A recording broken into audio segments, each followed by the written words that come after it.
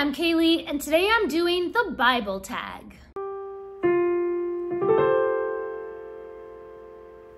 The Bible tag was created by Writing for Jesus, and I was tagged by Book Zealots about a year and a half ago. So a long time ago I was tagged, and now I'm finally doing this tag. If you haven't already, please do subscribe and give this video a like if you like the Bible, and follow me over on Instagram and Goodreads and Storygraph and all the places. Question 1, what is your favorite book of the Bible? It's hard to choose just a favorite book of the Bible, but I think I'm gonna say the Psalms. Like many people, I find the Psalms really encouraging. There's just something about the raw emotions that are poured out in prayer in the Psalms that really speaks to me. And I think a lot of people would say the same. Question 2, what is your favorite Bible story? Again, it's so hard to choose a favorite. It's pretty much impossible to actually choose a favorite. But one of my favorites has always been the story of David and Jonathan and their really close friendship. I feel like there's something just so unique and special about their brotherly connection. I've always loved that story.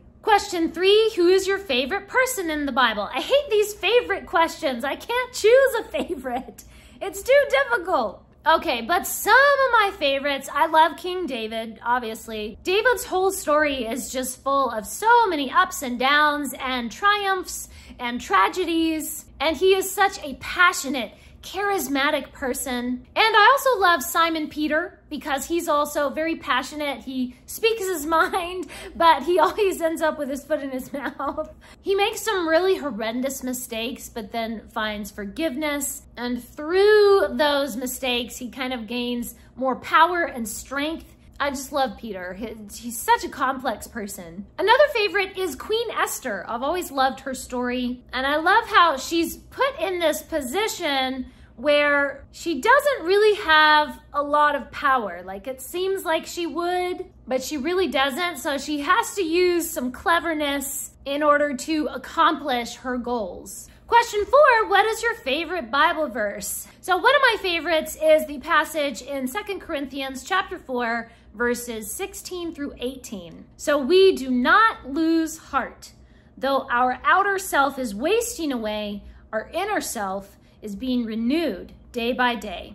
For this light, momentary affliction is preparing us for an eternal weight of glory beyond all comparison, as we look not to the things that are seen, but to the things that are unseen. For the things that are seen are transient, but the things that are unseen are eternal. I've always find that passage so encouraging. It says, we do not lose heart because we're focusing on the eternal things. Question 5, what is your favorite translation of the Bible to read that you own? So I grew up reading the King James Version, and I still really love the beautiful, just very rich language of that Elizabethan English. And in Spanish, I grew up reading the Reina Valera edition, which is kind of comparable to the KJV, but I do sometimes read from the new King James Version, which is basically same as King James. It just takes out the these and thous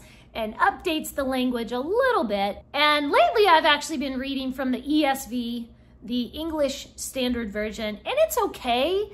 I don't super love it, but I feel like it's adequate, I guess. Number 6, what is your favorite hymn, chorus, song, singer, or Christian band? I'm a musician and I'm a church pianist. I actually play for 2 different church services every Sunday, for like a more traditional service and then also for a modern service with a modern Christian rock band. So typically on Sundays, I am playing between 11 to 15 different hymns and modern, Christian choruses and things. So I have a lot of experience with different styles of Christian music. And once again, it is impossible to choose a favorite. But one of my favorites recently that I've actually been working on and preparing to play in church in the next few Sundays, I've been working on a piano arrangement of Blessed Assurance, which is one of my favorite hymns, certainly. And I think this next Sunday, I'm going to be playing Be Thou My Vision, which is just such a beautiful, beautiful classic Christian hymn.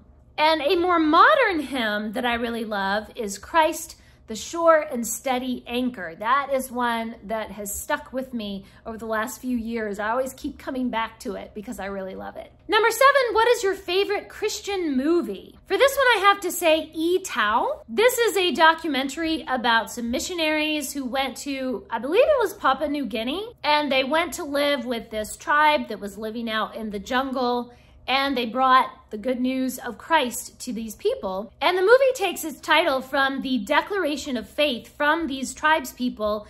In their language, E Tau means I believe. And there's this really moving scene where different people in the tribe, when they've heard the story of Christ's resurrection, then they jump up and start shouting, E Tau, I believe. And every time I watch that movie, I start crying because it's really, really beautiful.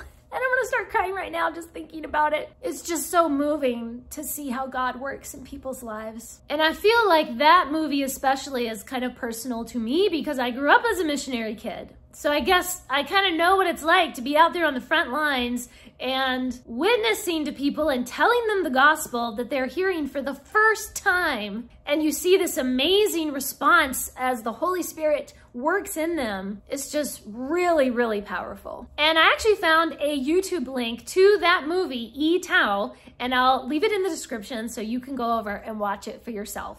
Question number 8, who is your favorite speaker or preacher? And that is an easy question to answer because my favorite preacher is my dad.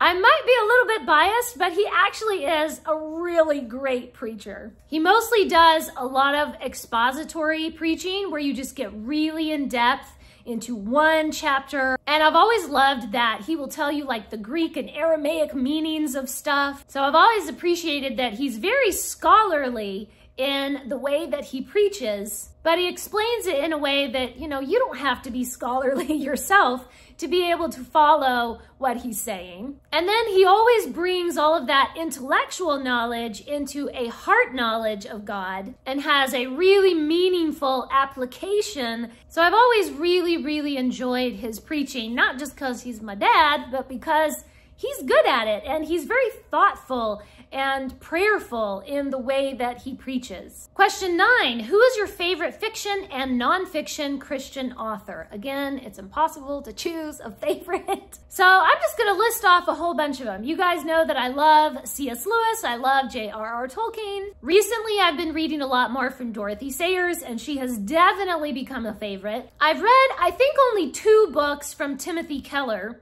but I can say that he is definitely a favorite that I want to read more from. And of course, authors like G.K. Chesterton and A.W. Tozer. And number 10, what is your favorite fiction and nonfiction Christian book? So basically just all the books that I just said, the authors of them. For Dorothy Sayers, I recently read Mind the Maker, and it just blew my mind, and I loved it so much. I've done a whole nother video all about Mind the Maker, so you can check that out. I'll link it in the description. And from C.S. Lewis, I love Mere Christianity and The Four Loves. And C.S. Lewis just has a ton of amazing Christian books. Not to mention, you know, Lord of the Rings and Chronicles of Narnia and all the fiction that I love from the Inklings. And I love Chesterton's The Everlasting Man. And number 11 is to tag someone. So I'm gonna tag a musical bookworm and Christy Lewis at Dostoevsky in Space. Please leave me a comment and let me know what would you have answered for some of these questions. What are some of your favorite Bible verses or favorite people from the Bible? Let us know in the comments. Thanks for watching. Please subscribe and remember, the right book in the right hands at the right time can change the world.